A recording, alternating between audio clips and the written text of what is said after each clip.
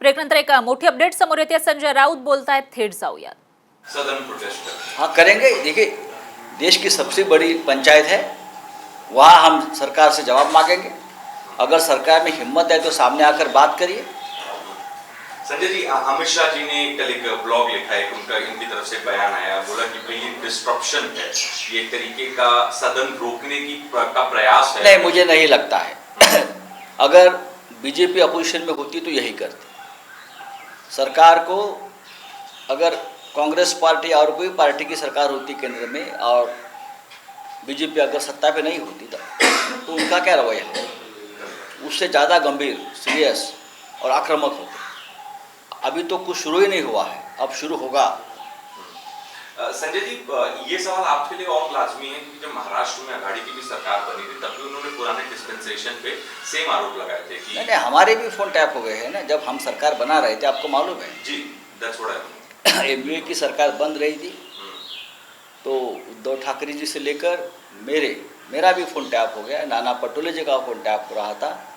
जो लोग सरकार बनाने के प्रक्रिया में शामिल थे या आगे चल रहे थे, उन सभी के फ़ोन सुन रहे थे ये सब लोग, और उसमें बड़ी बड़ी एजेंसी शामिल की गई थी हमारे फ़ोन सुनने के लिए। देखिए, फिर भी हमारी सरकार बन गई। मैं आपको बताता हूँ, कोई हमको रोक नहीं पाया। जैसे पश्चिम बंगाल में इतनी बड़ी बड़ी एजेंसी के साथ आपके साठगांठ होने के बावजूद भी ममता बनर्जी जीत गई। महाराष्ट्र में हम सरकार बनाए, तो हम डरते नहीं और हम डरने वाले नहीं हैं। एक और सवाल है Sanjay sir, this one is related to Anil Deshmukh. So basically Kirit Somaiya और बीजेपी कह रही है अनिल देशमुख एब्सकॉन्डिंग हैं, वो सामने नहीं आ रहे हैं। अनिल देशमुख कह रहे हैं कि भाई I am very much a citizen. मुझे नहीं लगता है कि अनिल देशमुख जी एब्सकॉन्डिंग है।